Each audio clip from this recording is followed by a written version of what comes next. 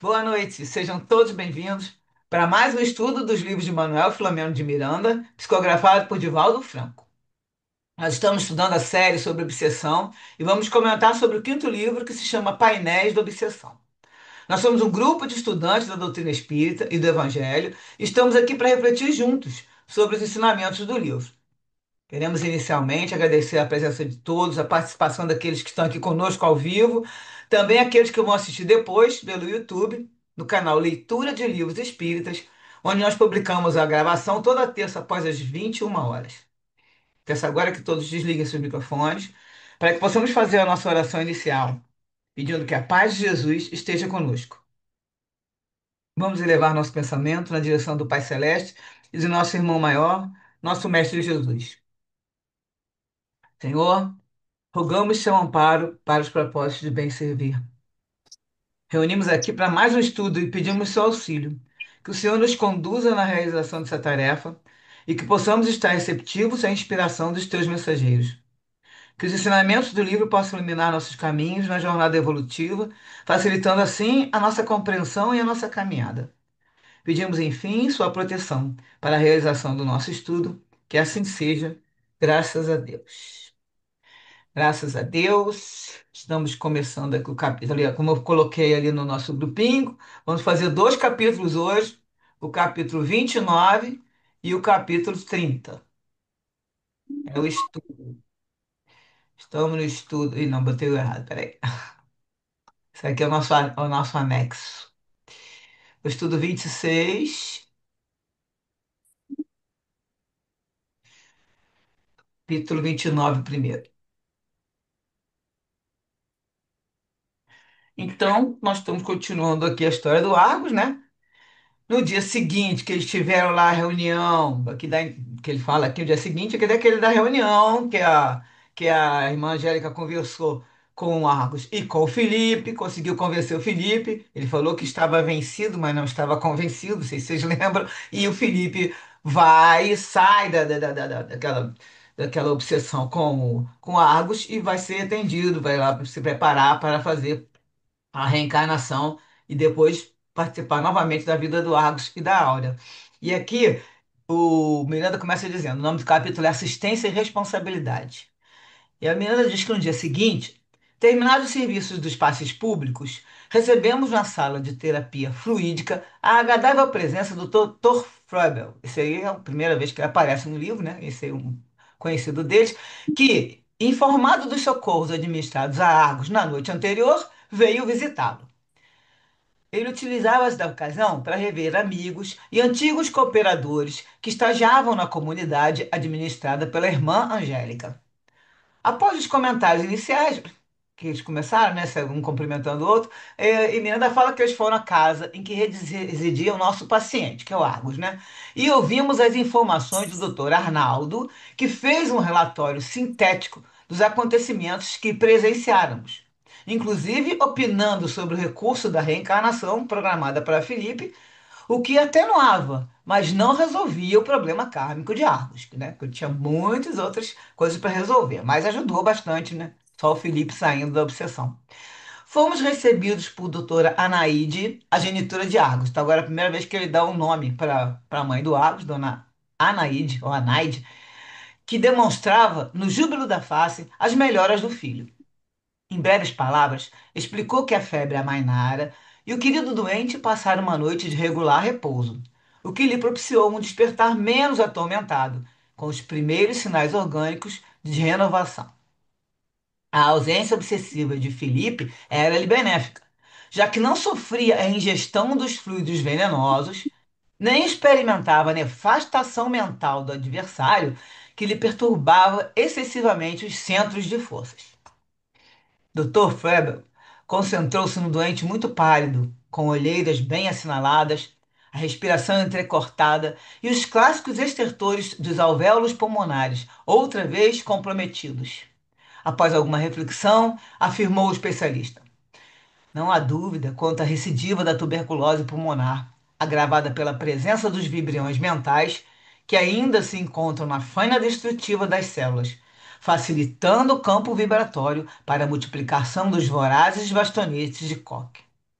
A recidiva não estava prevista, pelo menos para esse período. Houvesse o nosso amigo vigiado convenientemente e tê-la-ia adiado ou mesmo evitado.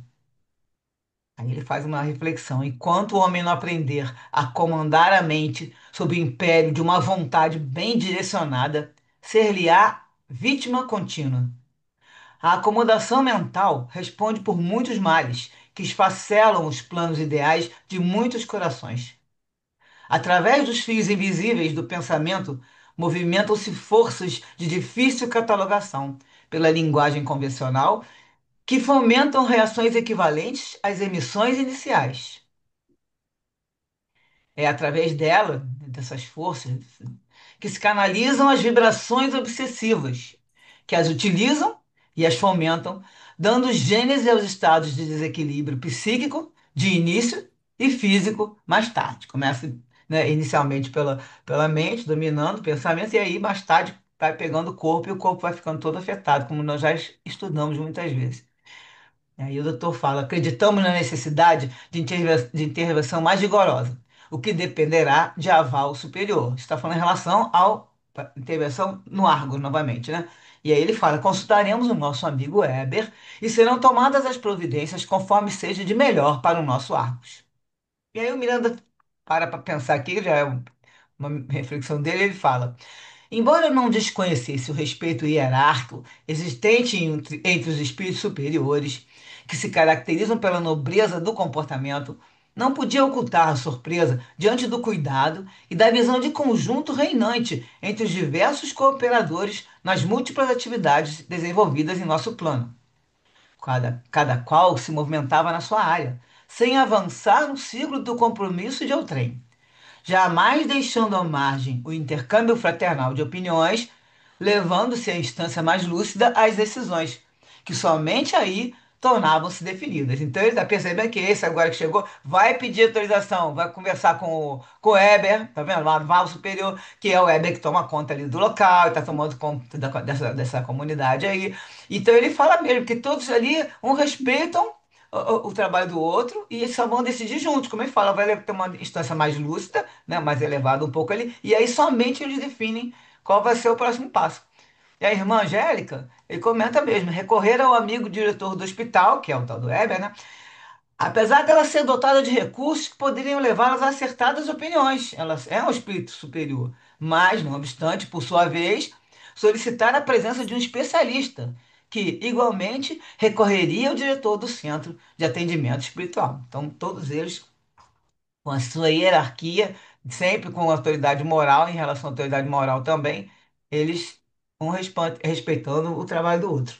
Bom, antes de despedir-se, o amigo dispensou vibrações muito salutares ao doente, o Dr. Frobel, né, que parecia atemorizado Argos, e recomendou a Bernardo que lhe aplicasse a terapia fluídica sistematicamente, cada 4 horas, de modo a auxiliá-lo dentro das possibilidades que os seus créditos o permitissem. Então, agora, mais uma vez, mais um pedido de ajuda para que o Argos receba aí uma revigorada aí. Pela mente de Argos passavam as cenas espirituais da véspera, que foi aquele encontro onde ele se arrependeu, né, o Argos, na reunião com Felipe, né, e pediu ajuda a Deus também, que foi no capítulo anterior. E embora ele lembrava dessas cenas, embora com seus contornos difusos, fazendo que ele se detivesse, emocionado, em clima de prece. É certo que se sentia mais bem disposto. Novamente se prometia regeneração, recandidatando-se ao serviço da caridade, conforme da caridade vivia. Então ele se falar, agora eu vou, não vou ajudar. E ao mesmo tempo ele tinha que, né, dependia da caridade do próximo. Aí agora um comentário do Miranda, né? A presença é do Miranda, que aí tá falando aqui que o outro médico já foi. A presença da morte é sempre uma proposta de imediata reforma íntima. Então, quando a pessoa se vê, ela vai lá, fica com medo, vê diante da morte, ela vai, né, fazer aquela história, promete isso, faz uma barganha daqui, outra colar, porque já vê que tem que mudar, vou mudar, né, reforma íntima que chama aqui. E aí ele fala: quando o homem a pressente, valoriza a roupagem carnal e a oportunidade que, invariavelmente desconsidera, isto é, não se utilizando dos seus valores de alto significado para o espírito. Nesses momentos, não raro, fazem promessas e negociam com a divindade, né? Aquelas barganhas que eu falei, em vãs pechinchas. Então, vai tentando pechinchar daqui e de lá, que denotam a infância moral em que estagiam irresponsáveis. Quando passa o aparente perigo e a saúde retorna, modificam as paisagens mentais. Foi exatamente o que aconteceu com o Agro, né? Ele também já tinha pedido e tudo, aí mudou, ele ficou melhor, melhorou, pronto, mudou tudo, ele começou a voltar, o que ele ser uma pessoa que não ajudava, ele não fazia nada, e agora de novo está ele aqui se prometendo vai fazer, que ele fala aqui, prometendo a mudança, né? E aí a mesma coisa aconteceu.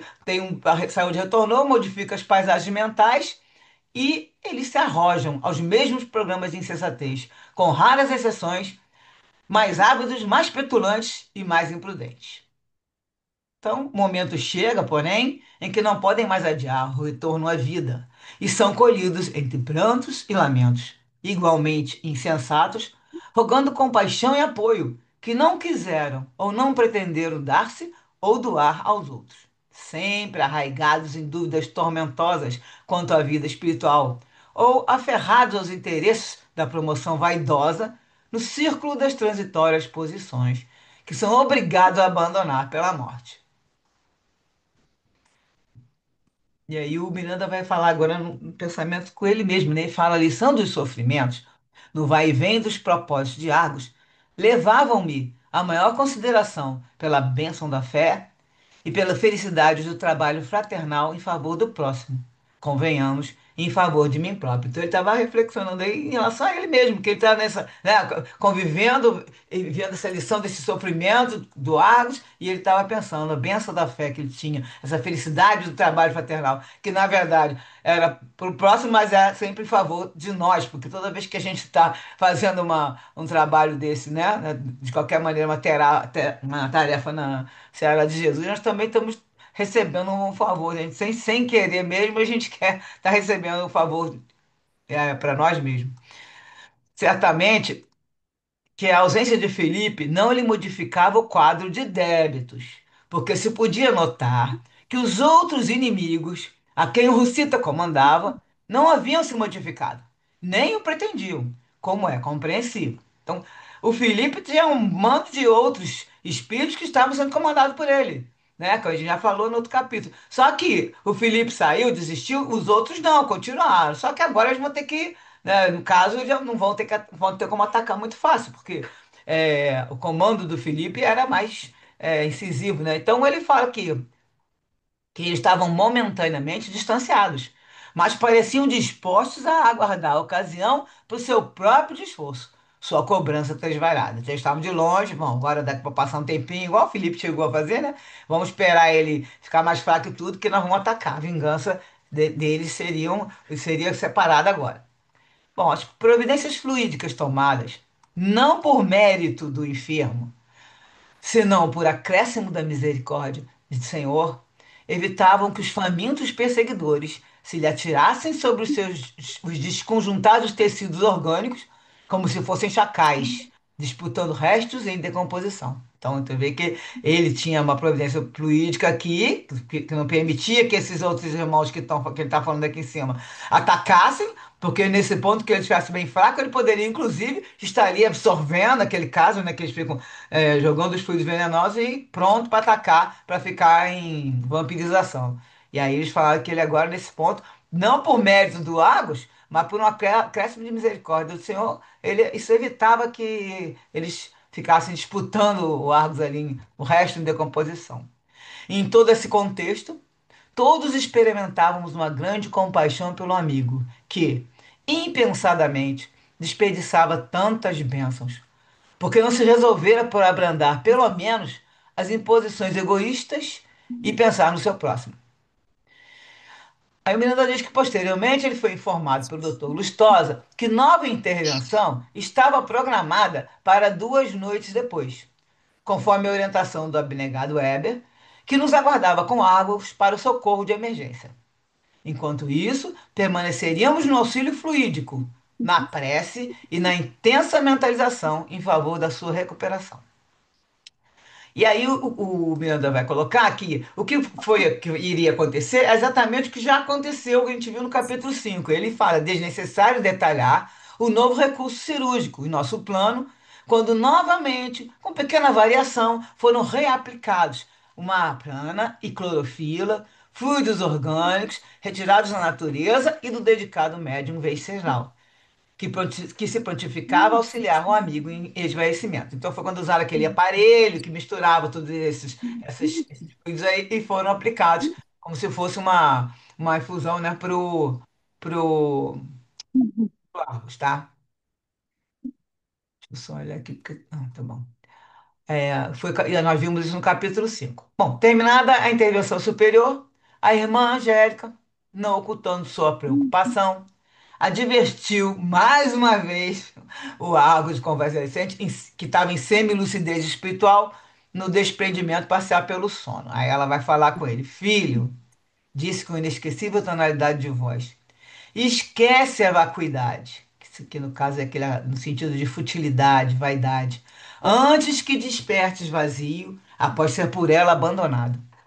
O compromisso da reencarnação não é viagem ao país da futilidade, especialmente para os que estão muito comprometidos com tarefas internas. Nada, tchau. Vai com Deus. Tem alguém que está com o áudio aberto aí, desliga, por favor. Então, o compromisso da reencarnação não é viagem ao país da futilidade, especialmente para os que estão muito comprometidos com tarefas interrompidas e têm no passado o caminho juncado de vítimas.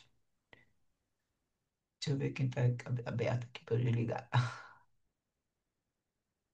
Fui eu, Sultane, desculpa. Eu estou vendo. Deixa eu ver, não sei se eu tirei eu tirei aqui o negócio. Não, né? Não, tá aqui. É porque eu acabei clicando no botão e não podia clicar, agora saiu o texto, tá bom. Então ela tá falando lá com o Agus, tá ali dando outra bronca nele, né? Falando que para ele parar de futilidade, e aí fala para ele que ele tem no passado um caminho juncado de vítimas. Então, especialmente para ele que está tá comprometido com tarefas que interrompidas, e esse caminho juncado de dívida não é para ele ficar com futilidade. Aí ela dá o conselho: age no bem com menos palavras e mais serviço. Não te iludas, já que ninguém consegue enganar os outros. Desperta por Deus em definitivo para os teus deveres.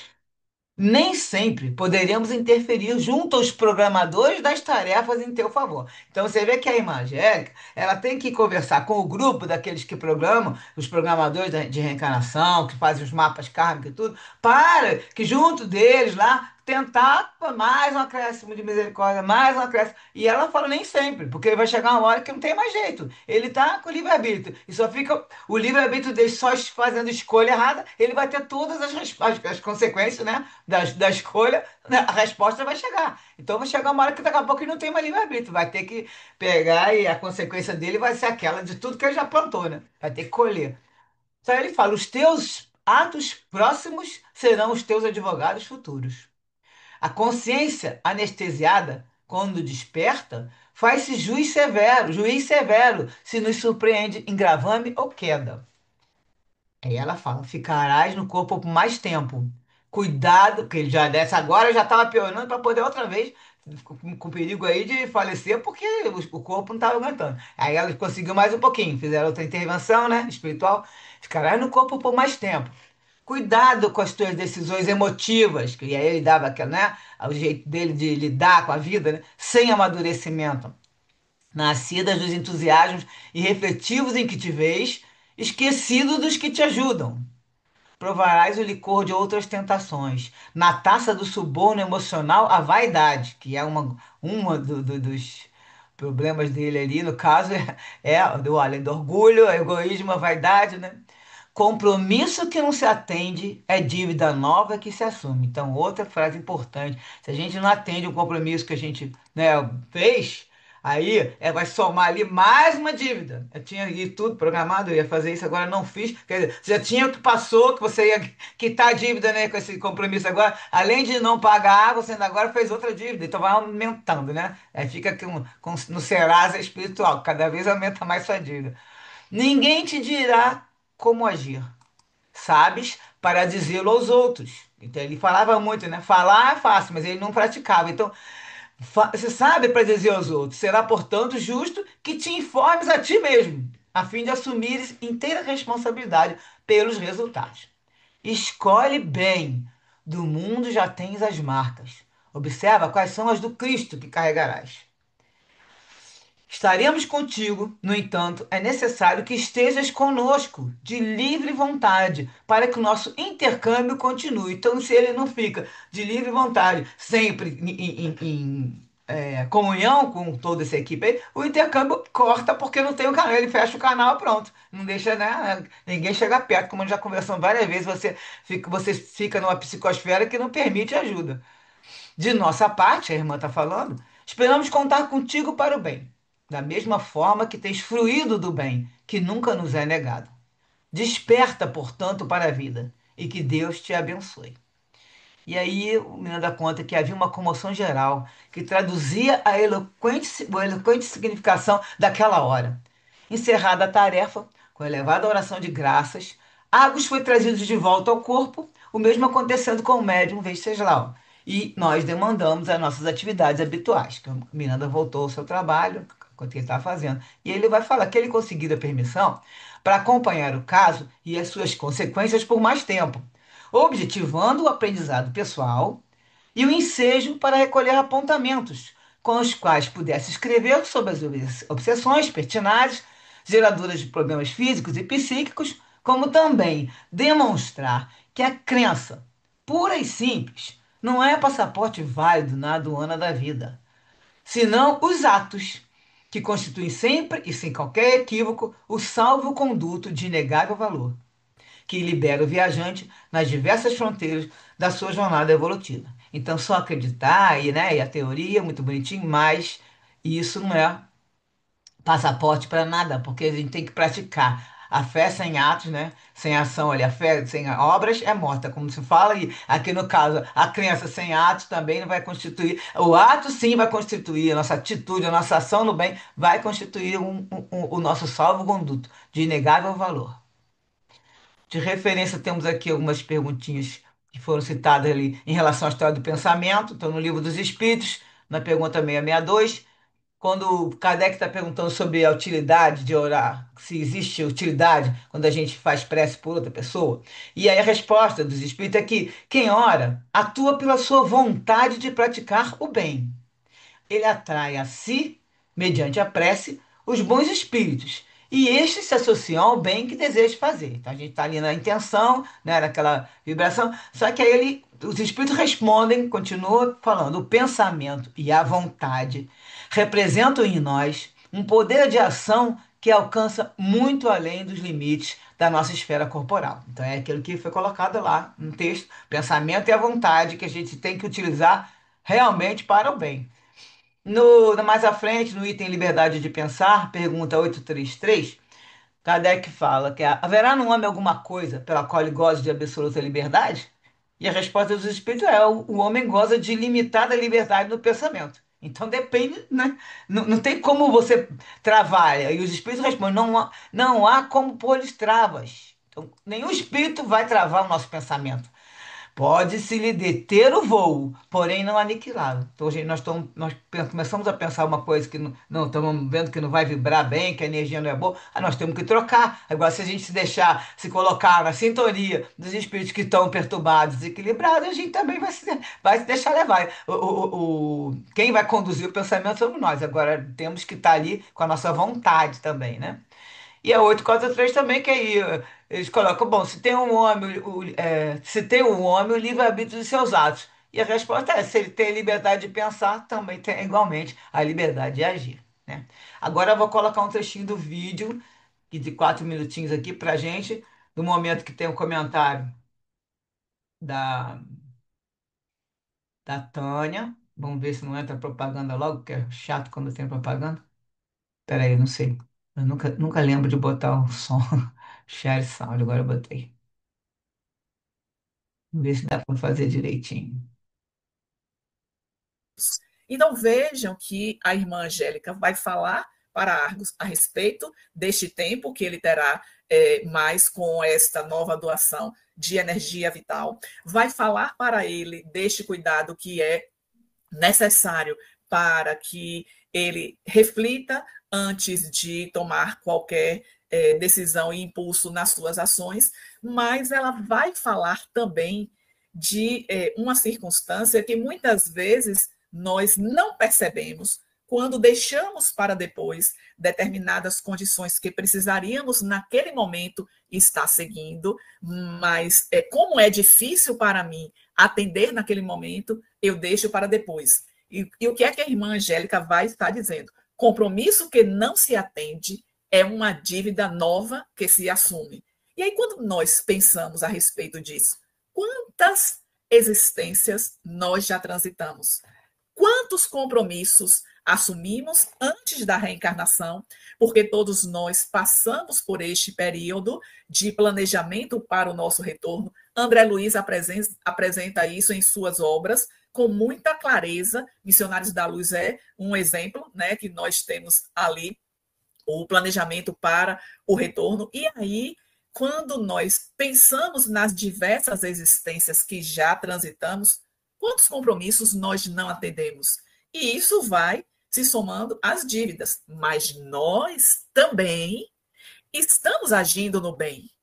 Quando acabamos uma experiência, nós temos um saldo positivo. É claro, porque aprendemos que toda experiência ela traz um saldo que nos eleva, mas esta elevação ela pode ser muito maior na medida que nós estamos fazendo o nosso investimento. Em 1 hora e meia, você vai aprender a criar esse relatório aqui, ó, totalmente interativo e dinâmico, utilizando o Microsoft. Aí tem algo que eu diria assim, a cereja do bolo nas recomendações da irmã Angélica. Agir no bem, com menos palavras e mais ações. Isso é tão fabuloso para o nosso cotidiano, porque ficamos muito no falatório. E no falatório em relação ao outro. Ah, você viu? Olha como o Vânia fez aquilo, deixou de fazer. E nós? O que é que nós estamos fazendo e deixando de fazer? Então, menos palavras e mais ações está dizendo muito do que somos nós no nosso cotidiano. De olhar menos para o que o outro está fazendo ou deixando de fazer. Por que nos ocupamos tanto com o outro e não nos ocupamos conosco?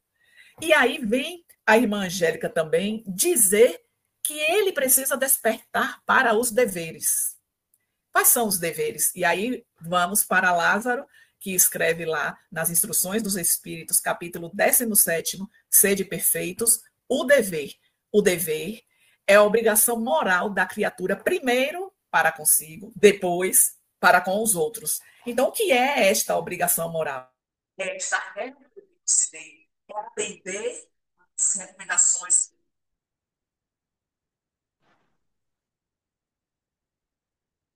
Pessoal, caiu aí em algum momento? Estou vendo aqui no chat. Houve alguma interrupção? Não, Su, foi só Não. comigo mesmo. Ah, tá. Não, porque o vídeo ficou passando, né? Porque eu estava vendo o vídeo, estou vendo as respostas.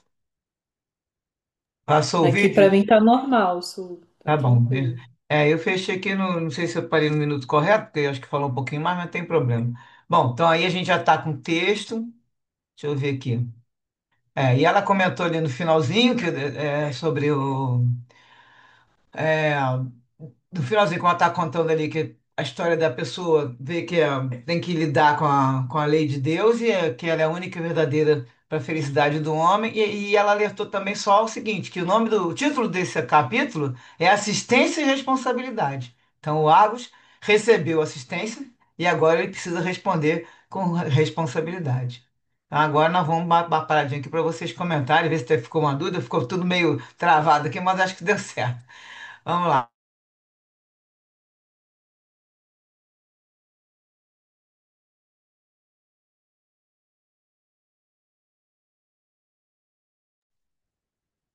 eu queria fazer um comentário que eu achei bastante interessante essa abordagem, né,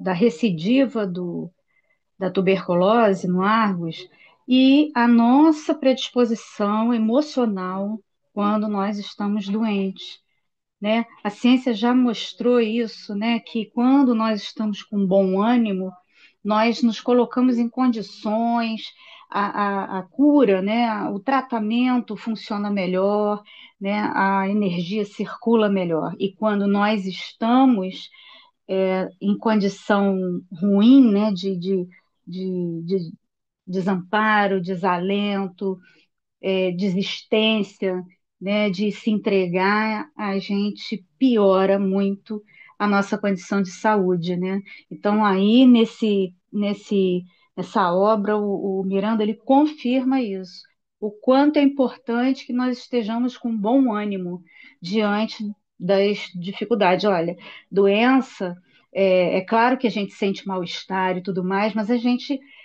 tem a ciência, tem a medicina para nos oferecer o tratamento adequado, e quando nós estamos envolvidos no tratamento, nós precisamos auxiliar, né, a que esse tratamento funcione através dos nossos bons pensamentos, o nosso bom ânimo, nossa vontade de viver, que isso é muito importante. Eu achei muito interessante essa passagem, essa abordagem do Miranda, isso é muito importante para as pessoas, para todos nós, né, para que a gente entenda que é isso aí, a gente tem que se colocar ter o bom ânimo, né, diante das dificuldades, porque é em tudo na nossa vida, mas nesses casos a gente acaba sendo responsável, como foi o caso dele, por uma recidiva de uma doença que não era nem para acontecer naquele momento, né?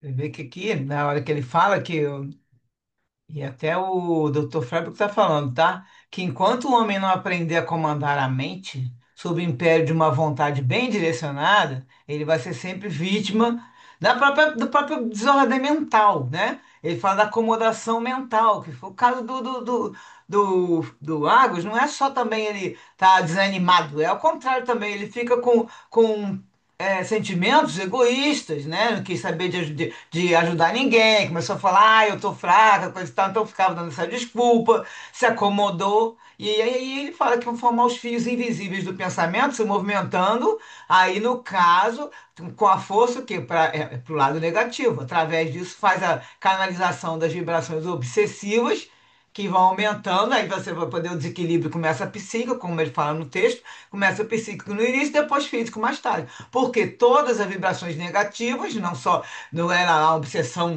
começa com a influenciação, vai devagar, né? E depois ele consegue ficar do jeito que ele foi, dominado, o pensamento todo pelo Felipe, porque ele também se deixou levar. Aí ele vai, agora tem que fazer outra intervenção, né? Que dependendo lá do aval superior que eles conseguiram novamente.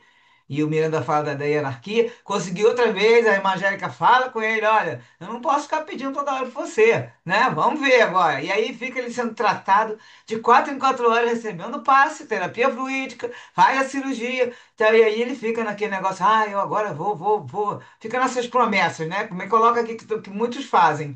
E aí o Agus vai de novo, não por mérito dele, no caso, nesse momento, mas foi um acréscimo de misericórdia. A gente vê, nesse caso, como que os nossos amigos espirituais ficam, que a gente tem certeza que a gente também já passou por alguma situação, não digo o caso dele com tuberculose, mas alguma situação que a gente foi receber um acréscimo de misericórdia e eles ficam ali. Às vezes, né, nós não estamos fazendo muitas coisas, né, por mérito, mas eles querem dar uma chance porque eles sabem que ele tem potencial, mas precisa da nossa vontade de desenvolver, tendo o nosso potencial, desenvolver aquilo que a gente se comprometeu. Na verdade, a gente tem o nosso compromisso na programação. Né? E não é à toa que nós estamos aqui estudando juntos para conseguir seguir em frente e ter as forças para continuar esses compromissos.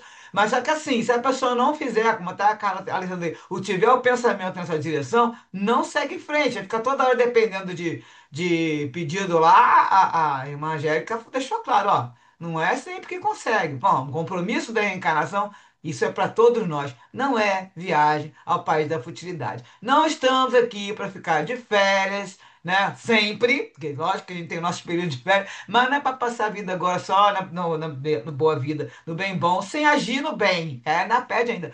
Age no bem com menos palavras e mais serviço. Porque o caso do Argos, que falava, ficava falando dos outros, lembra? No capítulo anterior, começou a falar mal dos outros, começou a ficar reclamando do trabalho dos outros, não fazia nada, não reclamava. Então, com isso tudo, lá vai ele com a recidiva novamente. Aí ela fala para ele: desperta por Deus, em definitivo, para os teus deveres. Porque ele não está indo bem com os deveres. É o texto que a Tânia também está no finalzinho falando da mensagem sobre os deveres, mas mais uma vez dando a chance para ela. E aí, no caso, e o Miranda alerta que só acreditar pura e simplesmente não é um passaporte. Temos que agir, sempre agindo no bem, porque é essa ação nossa, a ação da caridade, aí isso sim a gente consegue ter vamos dizer, uma levantada, né? E conseguir subir um pouquinho mais na evolução. Isso foi assim o básico que teve aqui para a gente, né, de mais importante, né? Tem mais alguma dúvida aí de vocês? Porque o texto desse texto era um texto pequeno, né? Por isso que a gente fez 2 capítulos. Eram 4 páginas, também não tinha muita coisa. Fala, Sandra Pereira. Esse trecho é muito importante para a gente ver que, seja em qualquer época da vida que a gente esteja, a gente vai ter ajuda e vai ter uma ajuda amorosa, né? Então, não estamos sozinhos, não podemos entrar em parafuso na hora do sofrimento, porque o sofrimento vai vir, é condição de um planeta de provas e expiações, né? Que todos os espíritos ali vão sofrer de alguma maneira. Né? Você pode trocar de sofrimento em cada vida, mas nesse nível de evolução, a gente vai passar por alguma dor, sim, né? Mas vamos ter essa certeza, acompanhando o Argos. A assistência espiritual, o amor não falta, nada disso falta. O que muitas vezes nos prejudica, assim como o Argos, é que a gente fica preguiçoso. A gente fica, sabe, naquilo de, me empurraram até aqui, então aqui eu vou olhar como é que está o panorama. E não é bem assim. A gente foi empurrado até ali para que a partir dali a gente levantasse e começasse a fazer alguma coisa, né? É esse o apelo que a irmã faz, né? Então, assim, a gente precisa ter essa certeza de que a gente tem ajuda, né? E, evidentemente, se a gente tem ajuda, a gente nunca vai ter um sofrimento que a gente não consiga superar. Então, aquela coisa de Deus dá o frio conforme o cobertor, essa maneira, né, esse ditado popular, é completamente cheio de razão. Tudo que a gente está passando, a gente já é forte o suficiente. Então, vamos lá, vamos seguir adiante, né? Vamos aproveitar esse momento e seguir adiante. Né? Eu espero que o Argos, né? E espero que eu também, né? Nas minhas horas, quando chegar a minha vez, que eu consiga perceber isso tudo e seguir adiante. Exatamente, é isso mesmo. A importância da gente estar sempre tendo a certeza que nós estamos sendo amparados, a certeza, a confiança que não estamos sozinhos. Isso aí é o básico para a gente. A gente já sempre estuda, mas a gente sempre tem uma dúvidazinha, né? Chega na hora do desespero ali, daquele sufoco, a gente vai ter que parar para fazer logo uma prece, pedir uma ajuda, respirar fundo, chamar o mentor, porque nisso a gente consegue lembrar. Ali, ó, não, peraí, vamos devagar, vamos começando com uma prece, né? Respirando e começando com a prece de solicitação para fazer a conexão. Abrindo o canal, a gente começa a receber. E isso aí, aproveitar, como até a Sandra estava falando aqui, aproveitar a oportunidade, porque se estão dando oportunidade é porque você utilize da melhor maneira possível, senão não é à toa que a gente está sempre colocado, sempre sendo ajudado. É para poder usar da melhor forma possível para sempre no sentido de fazer o bem, né? Que é só para nós, não. Esse é aquele lance de se lembrar sempre que a nossa tarefa aqui é aprender a amar. E aí a gente vai aprender a amar como? Sempre trabalhando no bem, que a gente vai aprender na prática mesmo, né? Vou continuar aqui com o resto. O capítulo seguinte tem a ver com a continuação dessa história, e aí depois a gente junta o resto aí para poder comentar mais. Vamos lá. O capítulo agora é o 30, que se chama Tumulto Perigoso. Então a gente está pensando que as coisas estão acabando, está dando certo agora, e a gente. Agora vai. Então começa aqui o Miranda falando que o refazimento do Argos transcorria conforme o desejo que todos acalentávamos. Sendo tomadas providências antes que os problemas se apresentassem irreversíveis, mais uma vez, o organismo, amparado por contínua fluidoterapia, dispensada por Bernardo, e sob a medicação competente, também que lógico que também estava internado no hospital, lógico, que tomou novamente a medicação material e mais a espiritual, ele foi se recuperando com a segurança desejada.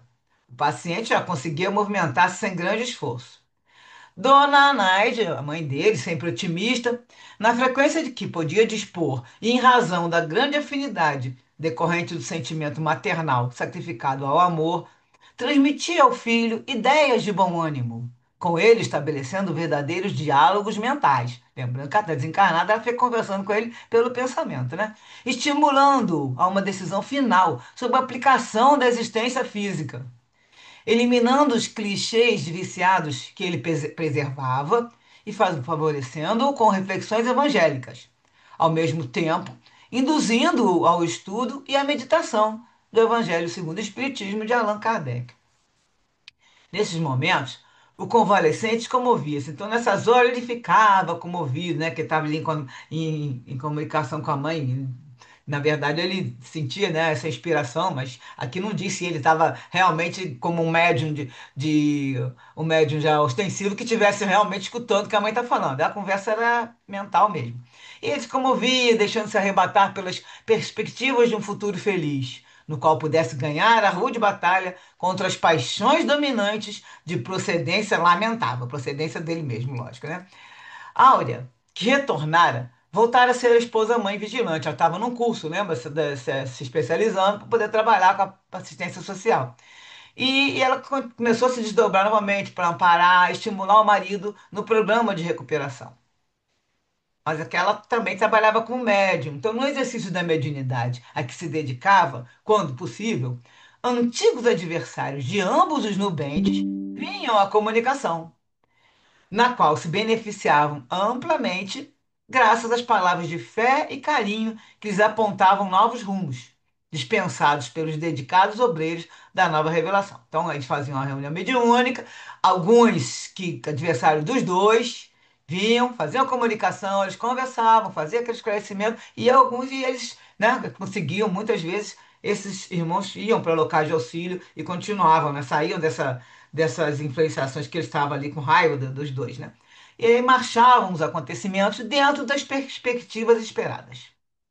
Aí agora tem uma frase aqui que mesmo lendo, eu não sei se alguém que leu também junto com o capítulo vai ter a mesma ideia que eu, depois a gente até comenta, porque ele coloca assim, quando das excursões da cidade interiorana, eles não falam quem é que faz essa excursão.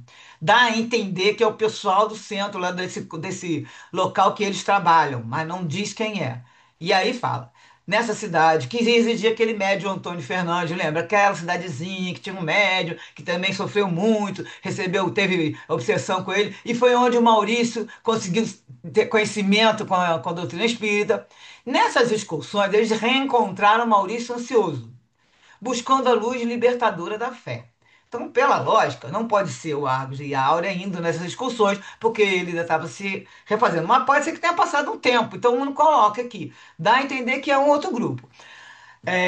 O estoico médium, Antônio Fernandes, que enfrentava as compreensíveis dificuldades do meio hostil onde vivia, porque essa cidade, na verdade, eu lembro que ela tinha uma formação cristã, dá a entender como se fosse ou uma cidade com muitos católicos e evangélicos, então não tinha o espiritismo lá, e esse livro aí já tem muitos anos, né? A gente sabe que há muitos anos atrás o espiritismo não era tão, né, no Brasil ele era, tinha até problemas mesmo de trabalho, né? E tinha até lei que proibia. Então ele fala que ele tinha mais dificuldade nesse meio hostil, mas ele lá fazia se respeitar, porque ele tinha labores de amor e perseverança nas atividades espíritas, que colocava a serviço do bem geral. Então fazia muita caridade e as pessoas aceitavam ele bem. Ó, as suas portas estavam sempre abertas à caridade, particularmente na área das desobsessões. Então ele atendia as pessoas se melhoravam, né? A que se dedicava com espírito de abnegação e coragem. o bondoso obreiro da mediunidade, não se negou a amparar doutrinariamente o jovem Maurício. Que aí, lembro, naquele capítulo, o Maurício começou a frequentar, pediu para o Antônio começar a explicar para ele, ele estudar com ele o livro dos Espíritos, no caso foi o Evangelho. Então ele amparou doutrinariamente o Maurício, desde aquela memorável noite em que for apresentar o Espiritismo no local em que aquele residia. Por sua vez, o jovem, periodicamente, vinha aurir conforto e buscar diretriz junto ao experiente trabalhador que lhe dedicava especial estima. Então estavam assim nessa cidade. Agora vem outro parágrafo, que aí depois eu fui entender hoje, que eu fui acabar pesquisando, a família Fernandes. Essa família Fernandes eu achei que era do Antônio Fernandes, só que não, existe um capítulo que ele fala os Nubentes Fernandes, aí bota Argos e Áurea. Então, o que que acontece? Argos e Áurea também se chama Fernandes, não é da mesma família do Antônio, porque aqui parece que fica mais lógico nesse sentido, que ele fala, a família Fernandes tivera particular destaque nas lutas religiosas da Boêmia, no século XV, o que agora se apresentava como expressões obsessivas em diversos dos seus membros, indevidamente catalogadas como distúrbios mentais e alcoólicos, decorrência dos velhos débitos contraídos. Então, dentro dessa família Fernandes, que seria dos dois, existem outros membros que também têm distúrbio mental e tudo em função de obsessão, tá? Que coloca aqui expressões obsessivas. E aí ele fala: os genitores de Áurea haviam estado presentes durante os acontecimentos que envolveram Felipe, Argos e Maurício, ou seja, naquela época, o que deixaria sinais de desconhecida antipatia bem controlada. Ou seja, eles tinham uma antipatia inconsciente, o casal. Na verdade, a mãe da Áurea, e no capítulo anterior, que eu fui buscar hoje também, ela, no começo, quando eu estava namorando, ela já tinha uma coisa com o eles falam ali que ela já não batia muito bem com Argos. Ela sentia uma coisa estranha, um sentimento estranho em relação a Argos. Porque no século XV, eles participaram juntos. No caso, alguma experiência que dá a entender que eles estavam presentes, né, nesses acontecimentos, mas só que aí não ficou boa impressão. Eles devem ter convivido e quem agiu erradamente mais foram eles mesmos, Felipe, o Agos, o Maurício. No caso que a Áurea, naquela época também teve problemas. E aí, diz que eles ficam com essa antipatia inconsciente, que o Miranda fala bem controlada em relação a esta ou aquela personagem, agora reencarnada. Então, com isso tudo, eu deduzi pelo texto, depois de ler, buscar lá para trás dentro do livro, que são os pais da Áurea, que estavam presentes nessa época, no século XV, que é a família Fernandes, que no caso eles dão o nome para os dois, que os dois são Fernagos e Áurea são Fernandes. Nessas viagens periódicas, o casal, que, né, no caso são os pais os genitores da Áurea, estabeleceu e sustentou uma faixa de amizade com o neófito estudante da doutrina, que é o Maurício, tá? Sabendo aí nisso, essa conversa, dá a entender que estavam conversando, ele soube das novas disposições dos amigos, que é o Argos e Áurea, que então se haviam incorporado à comunidade fraternal de auxílio. E aí Maurício passou a visitá-la, reencontrando também o Venceslau e Carlos, por quem sentiria o reacender da velha amizade que o corpo não conseguia abafar de todo. Resumindo, ele vai, reencontra os dois que foram da outra existência, Venceslau e Carlos. Venceslau, especialmente, a gente sabe que estava lá com eles, e também já colocaram em outro capítulo do Carlos. E aí ele sente o reacender dessa velha amizade, que o corpo, na casa ali, não abafa. Por quê? Porque no fundo o espírito sabe. Então ali estavam todos, né? Aquele grupo grande, você vê. É o Venceslau, o Carlos, o Maurício, o Argos, a Áurea. E o Felipe, que estava desencarnado, mas também estava na história. Todo mundo ali, vindo daquela época do século XV. Olha quanto tempo, gente. Mas o Maurício, inseguro e insatisfeito com a vida, sujeito às alternâncias emocionais, de certo modo, afinava-se mais com o temperamento do antigo consórcio, que é o Argos. Então, os dois, que eram companheiros, né, de várias coisas, tinham o mesmo temperamento, já colocamos até isso, apareceu em outro capítulo isso, tinham o mesmo jeitinho, e aí, com aquele negócio aí, de ter, né, uma parte egoísta, orgulhosa, aí eles estavam sempre juntos e um estimulando com a conversa ilusões, começaram a reviver pelo inconsciente os dias que os dias de antigamente, que deveriam se apagar em definitivo, dando surgimento ao futuro de ações redentoras. Então, estava se sentindo bem um com o outro. Na hora que se encontraram aquelas almas, né, antigas, né, os companheiros de besteira juntos, por que que se sentisse atraído mais pela forma do que pela essência vivida na colônia, Maurício entusiasmou-se e conseguiu ser aceito em caráter experimental no grupo de realizações espirituais, sob a proteção da irmã Angélica. Então ele vai, se entusiasma, vou ficar aqui, vou trabalhar com vocês também, e aí eles deixam ele no período experimental. Instalado e concitado ao serviço, numa colmeia onde não há lugar para o parasitismo, esses lugares aí são locais de trabalho, de caridade o tempo todo, né?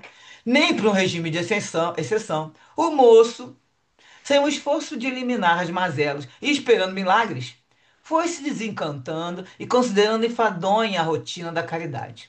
Monótona a convivência, sem as fortes iguarias das novidades, muito do agrado dos frívolos e irresolutos. O tempo demonstrou que Maurício, embora seus incontestáveis valores morais, não era o trabalhador rápido para o compromisso, que exigia seriedade e prosseguimento, sem as intempestivas variações de emotividade. Dá a entender que ele era uma pessoa que toda hora, né, cada hora está com uma emoção diferente e acabava não fazendo as coisas porque se afetava, melindrava, né, melindrado. E também não tinha disciplina, né? Dá a entender que ele também não tinha compromisso. As tarefas que lhe diziam respeito eram deixadas à margem, por falta do hábito de trabalhar com método, por ausência de disciplina e por inquietação íntima. Afinal, o compromisso de todos nós é para com a vida, e o livre-arbítrio é o responsável pela permanência ou opção em qualquer tarefa nobre que se deve preferir, a que cada qual se afine. Então, de acordo com o que você se afina, você se identifica, você faz uma tarefa, mas só que aí você tem que ter responsabilidade, né, de levar adiante. Tarefa nobre que está falando.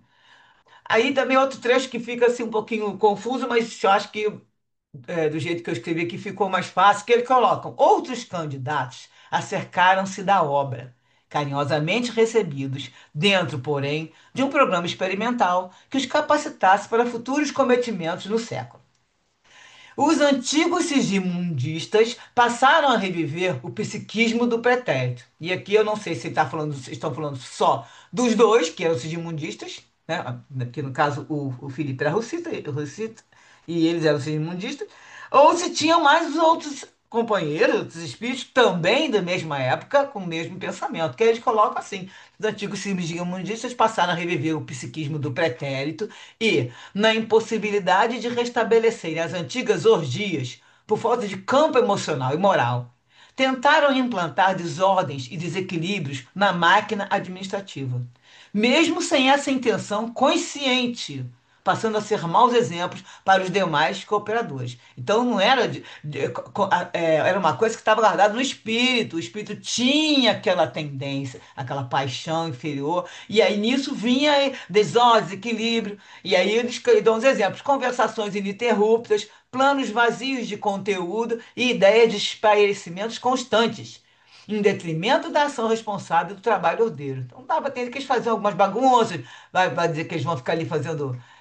agitações, aí coloca em Argos, novamente esquecido dos deveres. Então você vê de novo ele, depois de tudo isso, ele está outra vez envolvido com a mesma energia, e ele estava todo feliz, sentindo-se ferver de vitalidade e realização interior. Nesse conúbio psíquico inconsciente com Maurício, ele ali, né, encontrou o amigo, aquele companheiro de séculos atrás, e aí nisso ele outra vez começa a se envolver com essa energia e reencontrava motivação para sorrir. Em sua volta, instalou-se o psiquismo da futilidade, outra vez, do júbilo inconsequente, que atraía, sem dúvida, alguns corações invigilantes. Então aí entra os corações invigilantes, tanto encarnados como desencarnados. E aí o Miranda coloca essas palavras que agora é tipo uma reflexão. Ainda são muito confundidos a algazarra com a felicidade, as gargalhadas com os júbilos. Não passam de fugas espetaculares essas demonstrações festivas de desequilíbrio, ou que expressam provocações, inconscientes ou não, aos que porfiam e servem. Então fica falando, né?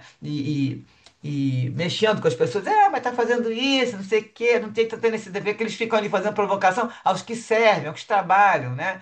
E minha provocação é consciente ou não. E como há de se compreender, a erva má da maledicência começou a graçar no meio, já começa a crescer novamente no grupo deles. E aí o Miranda fala, foram dias difíceis. Com um grande número de médios em começo de tarefas, na educação das suas faculdades, porque ainda vinculados aos anteriores hábitos, facilmente eles se sintonizavam com o ambiente irresponsável, engrossando-lhes as fileiras. A psicosfera mudou, virou uma energia ali que estava contaminando todos, e especialmente os médiuns, que têm uma sensibilidade maior, né? Que ampliam a sua capacidade, a sua percepção, eles captaram o melhor, maior e já estavam com isso já guardado no espírito. É sempre aquela história, está tudo dentro, tá no nosso espírito, na nossa mente, é só dar começar a atiçar um pouquinho a brasa que aí já desperta as paixões inferiores. É assim que começa, né, a influenciação. O obsessor e os irmãos infelizes que querem fazer obsessão, eles começam aí, eles não inventam uma ideia que a gente não tem na cabeça. E eles vão colocar uma coisa que você já tem, que eles vão ali aumentando. E aí o que estava acontecendo? A benfeitora vigilante, escrevia advertência. Então, estava tendo alguns que psicografava, ela mandava advertência, ministrava lições, informava com incessantes convites severos à mudança de comportamento dos distraídos. Só mandava recado. Lentamente, o contágio da insensatez punha em perigo o trabalho superior. Novamente, né? Venceslau, convidado à ordem, percebeu a gravidade das ocorrências, começando de maneira hábil a tomar providências com Carlos a benefício de todos. Então, eles que eram os mais, como se fossem os supervisores, e numa idade maior que todos esses jovens aí, e ele estava ali organizando, eles começaram a tomar providência. E aí o Miranda fala que se precatem os bons trabalhadores do fermento farisaico e nunca receiem enfrentar o mal, mesmo que a prejuízo na área das amizades e relacionamentos humanos. Ou seja, mesmo que você vai ver que não vai dar para continuar o relacionamento com o pessoal que não quer nada, vamos dizer, né? Que é essa história, essa turma aí que tá bagunçando, tá tudo você tem que estar ali se precavendo desse fermento farisaico. Não recear enfrentar o mal. O dever está acima do prazer. A conjuntura era mais um teste para Venceslau e sua equipe. Desvairado, na sua irresponsabilidade, Argos deixava-se influenciar por Maurício e, por sua vez, influenciava-o também, querendo transformar os compromissos num piquenique de alegrias contínuas. Então lá está ele de novo, lá achando tudo muito legal, e os dois brincando, não levando a sério, sem disciplina, né, compromisso. Então, entidades perversas passaram a assediar mais de perto o grupo desatento sob a permissão da irmã Angélica, a fim de que aprendessem por experiência pessoal, ao invés de apenas saberem por informações dos outros. Ou seja, estuda tudo, estuda toda hora sobre tudo, sabe que tem tomar cuidado com o pensamento, que tem obsessão, e aí, ó, agora só mesmo sofrendo na pele, porque não tem que deixar por experiência pessoal, como ela colocou aí. À medida que os problemas se agravavam, Venceslau, em prece fervorosa, recorreu à misericórdia divina, dispondo-se à maior cota de sofrimento moral interior, conquanto que fossem restabelecidas as condições antes existentes. Porque estava tudo indo mais ou menos antes, né, do Maurício chegar lá. E aí também a gente vai ver que também foram mais outros, que vai falar já agora aqui na frente.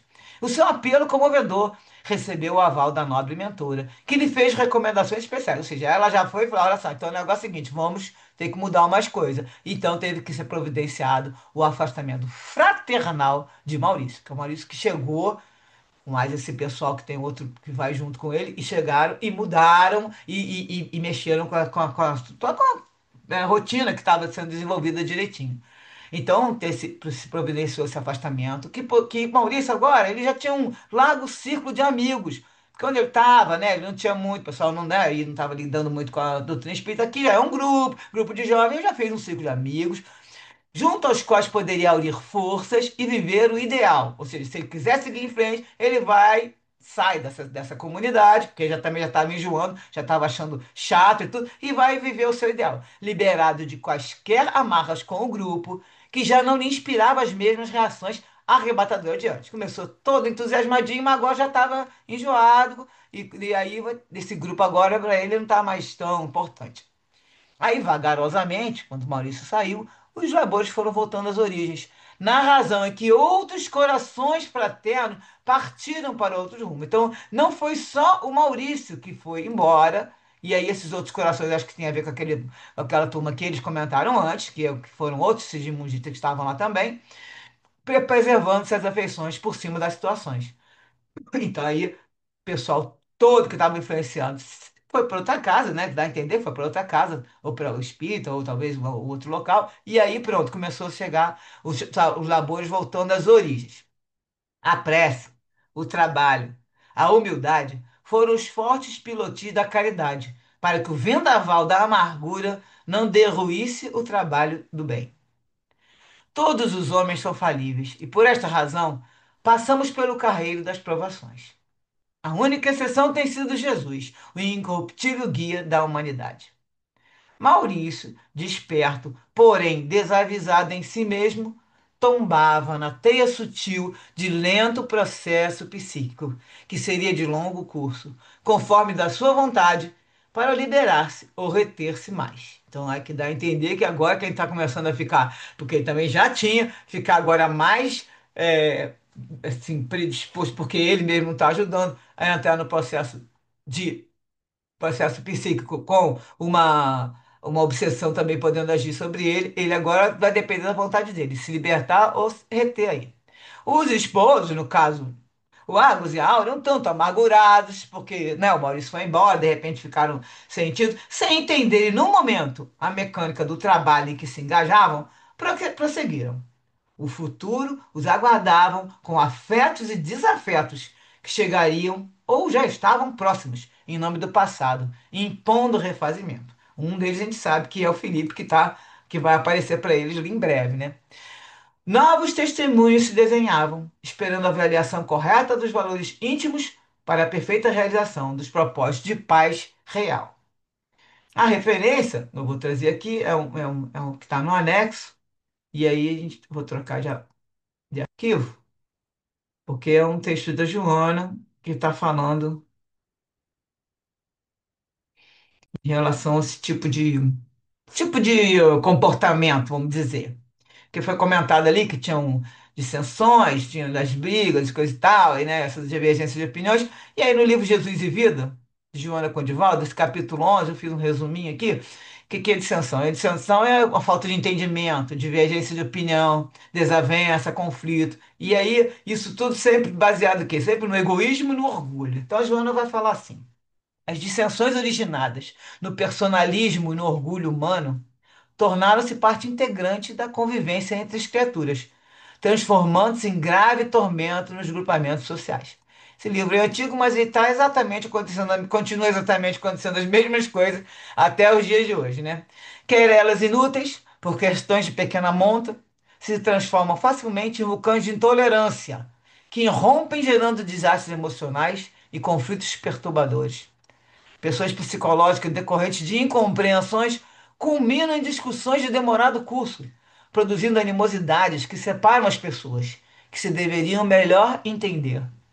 Informações maldosas, elaboradas por mentes aturdidas e enfermiças, convertem-se em calúnias como labaredas que incendeiam a honra das suas vítimas. Insinuações perversas, passadas de uma para outra pessoa, culminam em odiosas guerrilhas domésticas e sociais na convivência do dia a dia. O despeito e a inveja dão-se as mãos na faina de ferir aqueles que se encontram em situação de destaque, trabalhando comentários insidiosos para derrubá-los e comprazendo-se em proporcionar sofrimentos. Atitudes velhacas de uns em relação aos outros produzem atritos de alta gravidade nos relacionamentos que degeneram. A insegurança emocional de alguns e o complexo de superioridade de outros surgem nas amizades que se fazem, atritando os indivíduos que não desejam se submeter aos impositivos alheios, fornecendo lenha para a fogueira dos ódios que se apresentam e tomam corpo. Sentimentos sórdidos, mal disfarçados, explodem durante os diálogos, em face da incompreensão do sentido das palavras, derrapando em semeadura de inimizades ferozes. Caprichos do ego doentio desejam albergue nas amizades em formação. E porque não são aceitos de imediato, transformam-se em armas virulentas de difamação. arrazoado e sem nexo, e excesso de palavras contra-ausentes, aturdem aqueles que os ouvem, imprevidentes, dando lugar a ciúmes e animosidades, em crescentes ondas de revolta. Comentários descabidos em pessoas aparentemente honradas levantam suspeitas ferinas e abrem espaço para inquietações, entre outras, que se deixam afligir, incapazes de elaborar programas de esclarecimento ou mesmo de criar a oportunidade de elucidar as acusações injustas. Quanto menos se fazem esforços para a superação das tendências inferiores, das paixões dissolventes, dos melindres, mais difíceis se tornam os dias existenciais, variando de um para outro problema, sempre gerado pela insatisfação pessoal e pela aceitação do estado íntimo em que se permanece. As dissensões são epidêmicas na atualidade, invadindo a privacidade das afeições, rompendo os laços de confiança nos mais variados segmentos da sociedade, que lhe sofre os efeitos prejudiciais. Dissentir é um direito que todos têm, quando lhes são apresentadas ideias e opiniões, quando se convive e se relaciona com o trem, mantendo-se, porém, a integridade pessoal, o ponto de vista, a coragem de pensar de maneira diferente, o que não significa divergir com ira, abrindo abismos e distâncias em relação àqueles que se permitem o direito de expressar o que pensam e agir conforme lhes apraz.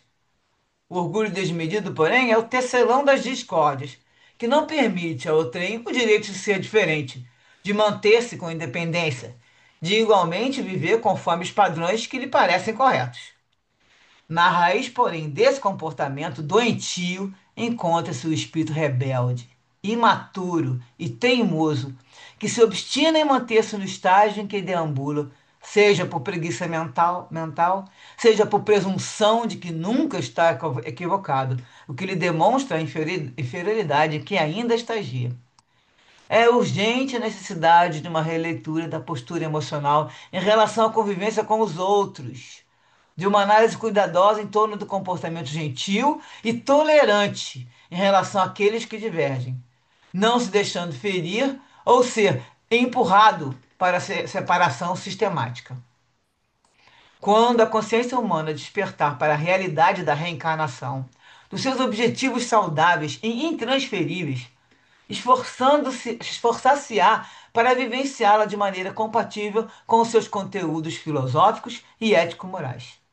A oportunidade de aprendizagem na Terra, através da organização fisiológica, educativa e rica de lições iluminativas, é bênção de relevante importância. Discordar fraternalmente, portanto, é direito de todos.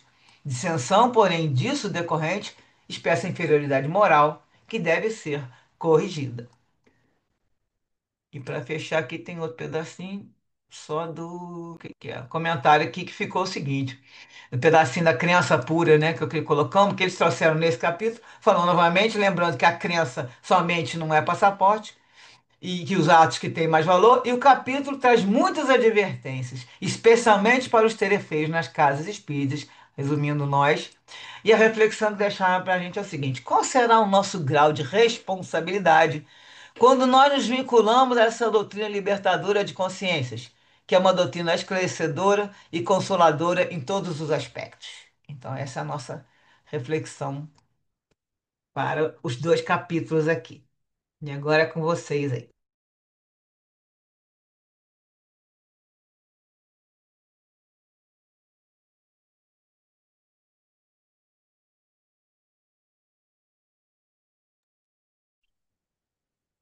Su, essa questão do casal Áurea e Argos, né? É, a gente entende, né, quando o Miranda explica, né, que realmente ninguém escapa às leis divinas. A gente está subordinado a elas, querendo ou não. Todos nós, né? Então, quando a gente se rebela, né, a gente dificulta muito o nosso progresso. Mas não é fácil, né? Estando aqui encarnados, vivendo todas as experiências que a gente tem que viver, muitas delas muito difíceis, de encarar, então só realmente com muito amor, com muito muita oração, muita conexão com o alto para que a gente possa aprender a lidar com as dificuldades e vencê-las, né? Enfrentá-las e vencê-las. Porque é difícil, você estava falando das dissensões, você vê como isso está hoje, né? Nos dias atuais, como isso está absurdo, né? De uma forma assim super. As pessoas estão super violentas, é só você ver pela internet, nas redes sociais, comentários, a postagens. As pessoas não têm mais respeito.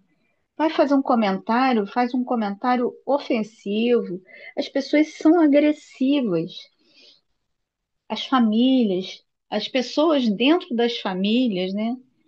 Que não se entendem. E aí vem aquela questão do orgulho, porque é o orgulho, né, que impede a gente de fazer, né, modificar, né, essas vibrações.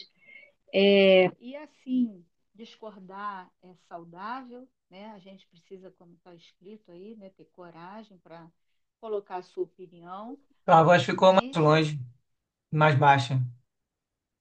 você consegue me ouvir bem agora? É, porque parece que ele soltou o microfone. Fala, Não, é que hoje a minha conexão está muito ruim. pode falar. E a gente, né, tem essa dificuldade, né, de lidar, mas quando nós discordamos civilizadamente, a gente colocar com coragem, né, como você colocou no texto, mas com respeito, né, às nossas posições, às nossas opiniões, o outro também respeitando. E isso é que está difícil acontecer hoje em dia. Até nas postagens de direito, professores renomados, né, que eu conheço alguns, e fico chocada de ver como as pessoas desrespeitam os professores que, que estão colocando alguma análise ali de algum fato, né, relevante, juridicamente relevante. As pessoas, advogados super agressivos, é muito difícil, sabe? Você olha para uma situação dessa e não acredita que isso está acontecendo. Mas é isso, a gente está dentro de uma situação, no nosso núcleo familiar acontece muito, né, da gente se desentender, mas a gente precisa ter esse ânimo da conciliação, né, para que a gente consiga viver bem, né, uns com os outros, porque não é fácil. Então, isso aí eu estava, né, você falando do casal e eles se preparando novamente preparando na sua no seu recomeço de vida, né, nessa encarnação mesmo, a gente está toda hora recomeçando, né? Mas a gente não escapa, né? Daquilo que a gente fez, que deixou no passado, a gente vai ter que resgatar de alguma forma, né? Mas a gente também não precisa resgatar de uma forma ruim, né? Vamos tentar fazer de forma que esse resgate seja melhor, né?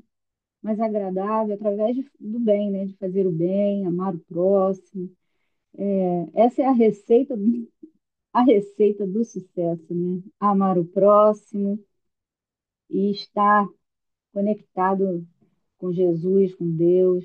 É isso.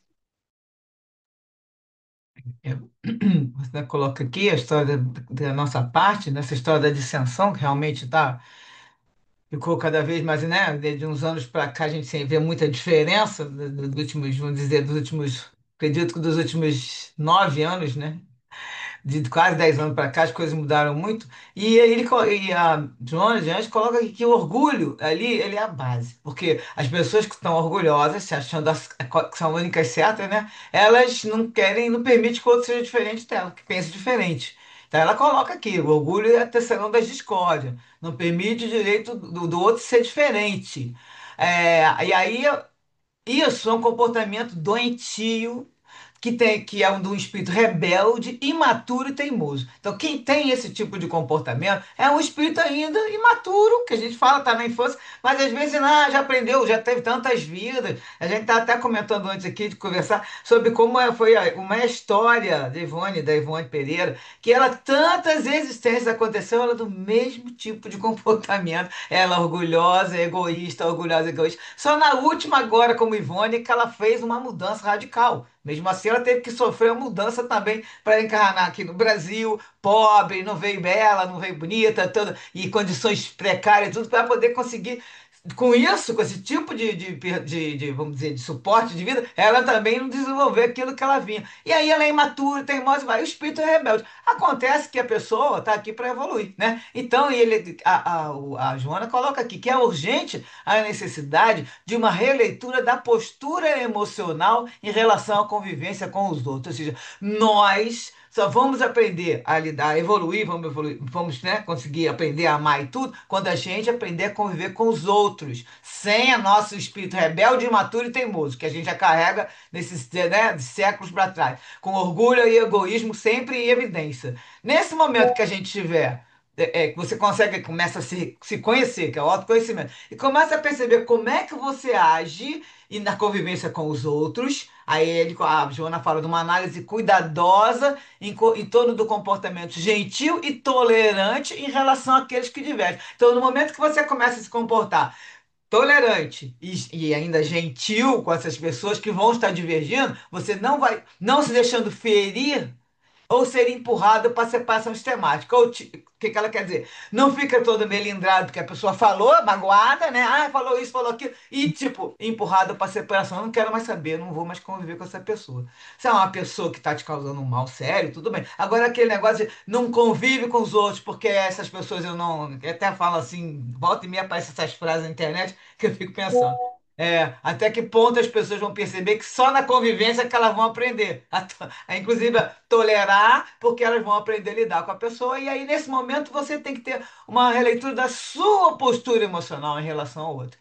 Não é o que o outro está fazendo, não é o que o outro está me atacando. Eu que tenho que aprender a olhar para o outro e ver nele um espírito imaturo, rebelde, teimoso, sei lá o que for, não vamos, a gente não tem que estar aqui colocando rótulos, mas ele tem um comportamento doentio, você está lá me atacando, e né, com agressividade, e tudo, a pessoa, o problema é dela. É ela que tem que trabalhar aquele problema, mas eu não tenho que me deixar, tá aqui falando, não tem que me deixar ferir ou ser empurrada para separação. Eu não tenho que ficar, eu tenho que aprender a domar a minha emoção em relação ao próximo e eu reagir da maneira que eu tenho que reagir. Que é o jeito como Jesus colocou. Eu nunca vou responder o mal com o mal, senão eu estou igual ao outro. Então eu tenho que responder o mal com o bem, orar pelos que te, né, não amar os inimigos, a gente tem todos esses conselhos, orar pelo que te afetam, te atinge, responde o mal com o bem.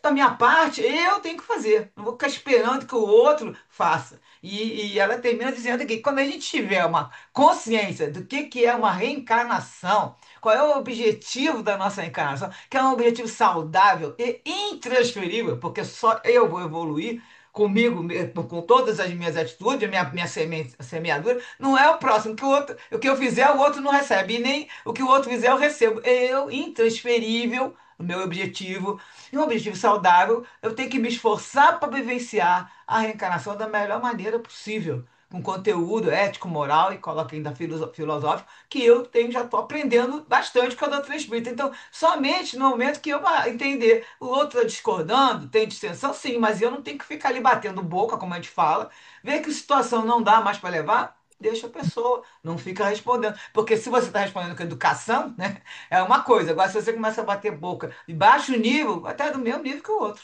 Entende? Aí não adianta. Você não está evoluindo. Não está utilizando os seus conceitos aqui evangélicos para isso.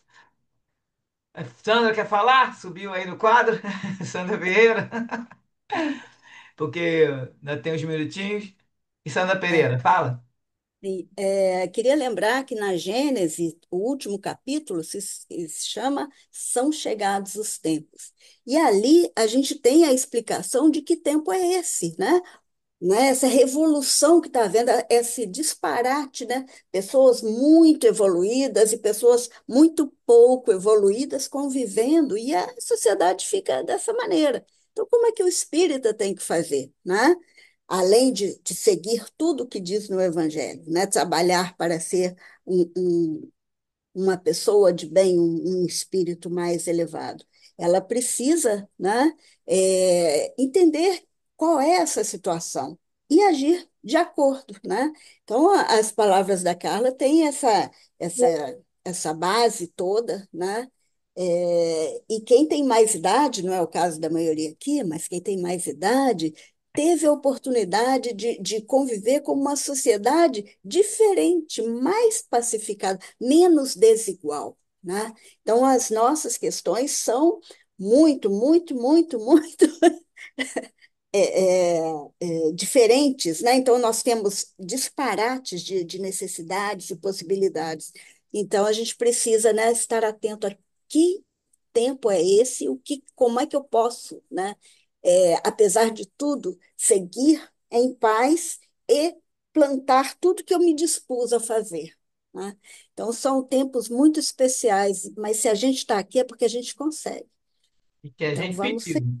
Nós aceitamos, né? Porque aqui a gente estuda e sabe que a gente estava falando para a gente, ó, você vai pegar a virada, uma puxada e se prepara. Aí a gente, não, a gente topa, vamos lá. Então, espírito endividado é isso mesmo, tem que aceitar. Vai pagar em prestação? Quantos anos? A gente paga. Porque nós estamos realmente, numa que a gente sempre fala, né? A nossa reencarnação.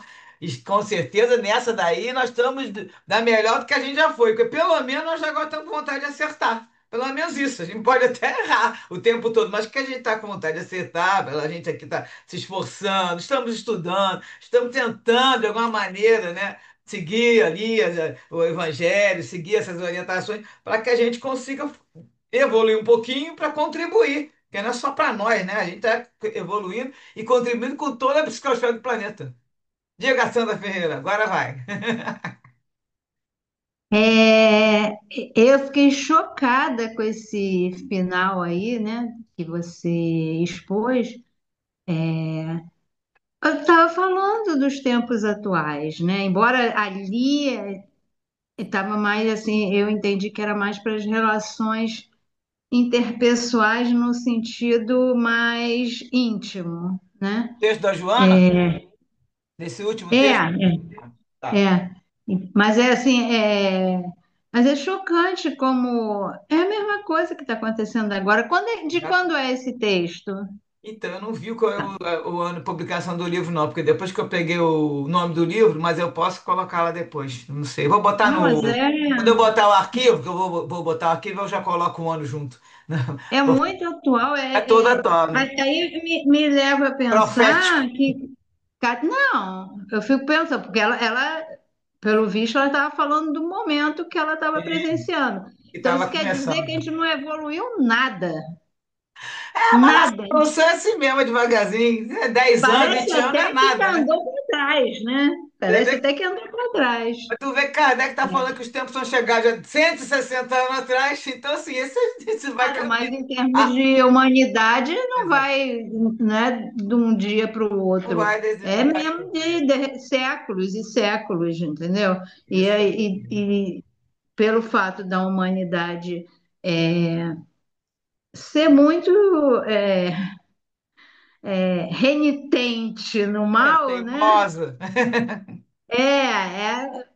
Demora mesmo, mas é impressionante É, a parece semelhança com os tempos atuais, mas é impressionante. Aí eu que fiquei pensando, pô, né, da época que ela todos os escreveu isso. exemplos ali tem um exemplo aqui para os dias atuais, né? Isso aí, exatamente. Pois é. Sim, com certeza, não, mas assim, impressionante, Mas impressionante. vamos continuar com esperança, que é E o lamentável, né? Impressionante e lamentável, e não me parece que Não, tenha, nós assim, temos que ter perspectiva certeza, de melhora nós temos no que ter curto prazo. a certeza que vai melhorar a curto prazo e Não, a longo vai, prazo. a gente Mas sabe que que vai, mas, exatamente. Jesus está em né? 4 bilhões, são 4 bilhões e meio que Jesus está tomando conta, e não é agora que ele vai largar, não, agora deixa partir para o planeta, não é agora que por causa desse tipo de comportamento nosso, que já foi inclusive bem pior que muitos anos atrás, que a gente não tinha, mas éramos todos sem consciência e tudo, nós tínhamos comportamentos bem doentios, agora a gente registra tudo instantaneamente, você faz um negócio aqui e já está sabendo lá.